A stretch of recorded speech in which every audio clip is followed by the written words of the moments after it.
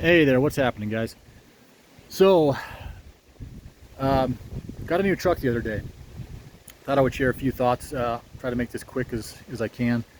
Um, as you will see in the video, I kind of lean more to the Ram Cummins. I'm a big Cummins fan, but I feel I got a pretty good deal on this with the miles. It has had 2,400 miles on it, and it was just better priced than what I could find an equally equipped Ram. Now, in saying that, I will say that I was not looking for a, well, I looked for a 19 or 20, but I knew if I got one of those, I would have to change out the pump, because the CP4 seems to be really a problem in the Rams, and I felt that I would have to change to a CP3 pump, and that was going to cost about $3,000. And I couldn't get a Ram in those 2 years cheap enough to justify doing the pump. So anyway, I've always been interested in the Fords. I've always liked Fords before.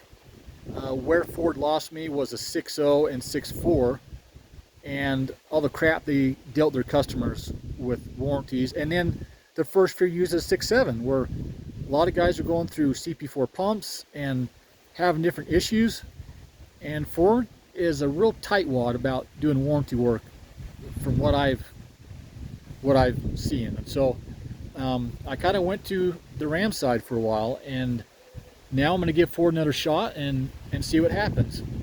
So the only sad thing about this, I'll touch on real quick, is I had to get rid of my 21 Ford Ranger. It was a great little pickup, a lot of fun, and I was really looking forward to keeping that around for a while. But truck prices are so high right now, and things are going on that kind of worry me, and I just didn't feel I could afford the two trucks. So unfortunately, I let the Ranger go to buy this, and so we're going to try her out and hope she treats me good. I will be very meticulous about fuel filters, oil changes, and at some point, I don't know how long I'll go, at some point this will get a this will go on a diet, and some things will have to come off to lose weight. But for now, we'll leave it alone and see how it does. So anyway, why a guy might choose a Ram over the Ford, some things that I preferred about the Ram is, well, first of all, since we're at the back here, Ram has these awesome little storage cubby holes in the floor that are just ingenious, awesome little idea. Ford does not. So that's kind of a bummer. You lose a little bit of storage space, although there is a ton of storage space under here. So I would probably, with the storage, it's good storage indoors. The Ford probably overall has more storage, but where the Ram shined was the storage little boxes in the back on the floor. And then Ford had a Ram had so this is a 6-seater, and so in this configuration, Ram had a big storage box that pulled out here. Ram had definitely more room here. This is a dinky little, they've wasted a lot of space here. So the Ram had more space here. The Ram had 3 cup holders instead of 2, and the Ram also had a little more space in this compartment. So like I said, I think this has a little more overall storage space as far as where you can put things. But I think the Ram definitely did it better up front, and I like the storage units in the back on the floor.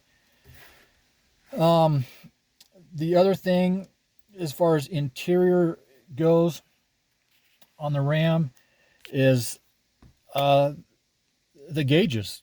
I won't turn it on because there's probably other videos on it, but basically, if you really look at the different gauge setups, the Ram, you can pretty much monitor anything you want to monitor. Oil temp, coolant temp, trans temp, current miles per gallon, average miles per gallon, your direction you're going, your turbo boost. I mean, all that stuff can be configured so you don't have to flip through screens. And if you get in one of these trucks and play with them, or if you've already got one, you'll see that you can't monitor everything at once. You're always having to change screens to check this out. I probably will put up a CTS3 so I can monitor some stuff, and that might help. But the gauges are much better on the Ram than on this truck. The other thing is the infotainment center. My last truck was a 2500, which I would have kept, but I really needed a 1-ton to pull my big toy hauler, and even with the airbags, the 2500, just sometimes did some funny stuff. If it would have been a leaf spring, I think it would have been fine, but where Ram puts those coil springs in the back, they are not good for a very heavy situation. I was definitely overloaded, which when I bought it, I wasn't concerned because I pull heavy overloaded stuff all the time. Not a big deal. Put some airbags on it and you're good. But the Ram 2500, that coil spring is not good if you're wanting to tow anywhere close to your payload, which is pretty. Mine had like under 2,000 pound payload capacity. So anyway, I would have kept that truck, but for that reason. And a little concerned about the 68 RFE. If it would have been an Eisen truck, that would have been better. But anyway, it is what it is.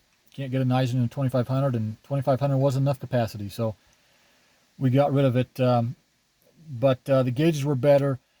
Infotainment center, it was the 8.4. My grandpa's 2020 also has the 8.4, and I really like that system. It's easy to use. It hasn't glitched on me, and it's just a better system.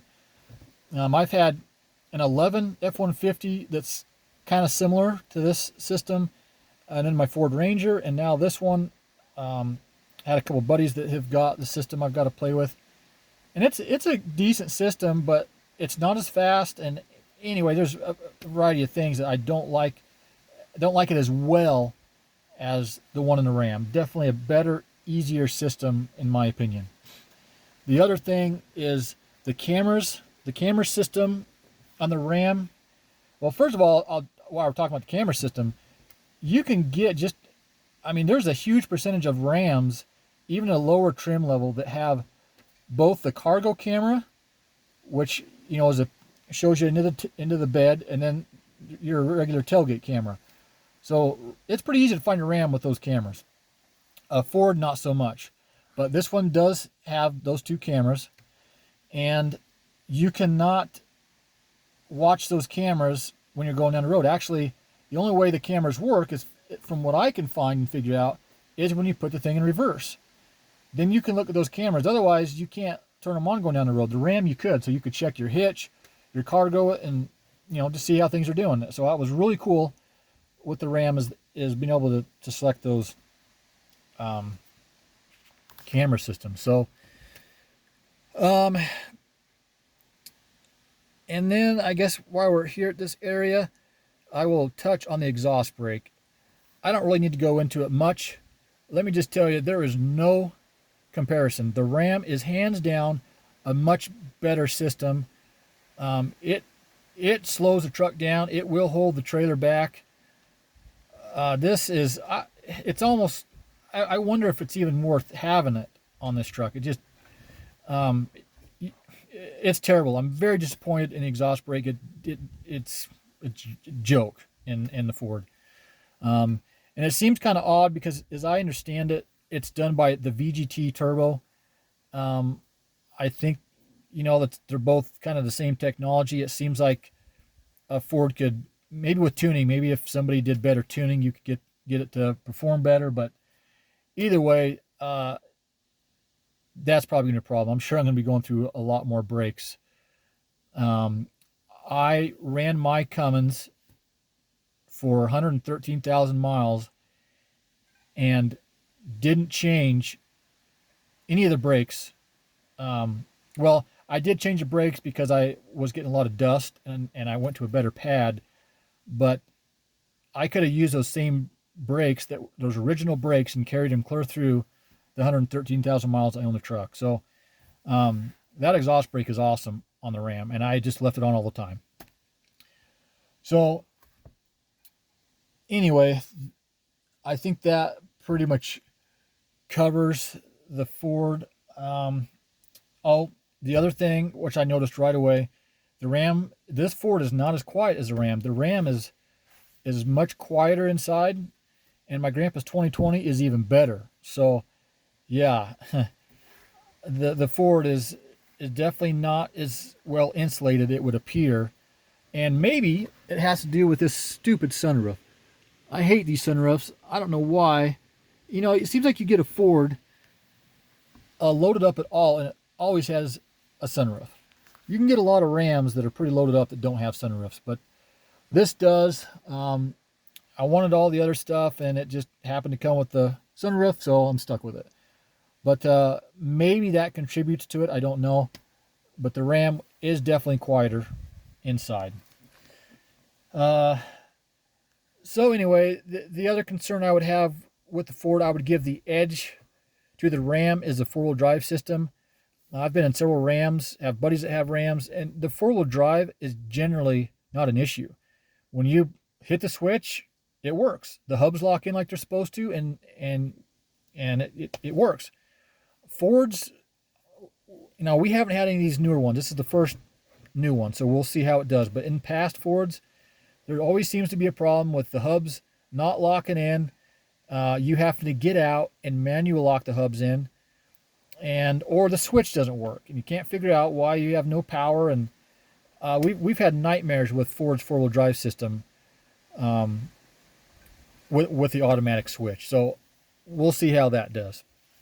I would give the four-wheel drive system to the Ram. The only other thing I'd point out is looking at this is Ram does not have your rear locker. Most Fords do have it, so you can lock in the rear diff. So that's cool. That's not really part of the four-wheel drive system I'm talking about, but as long as the switch works, then you do have that advantage. But anyway, I think for the most part, the four-wheel drive is better on the Ram. So I think that's pretty much it. Like I said, my main concerns on longevity is going to be transmission. Well, a lot of things on the Ford, actually.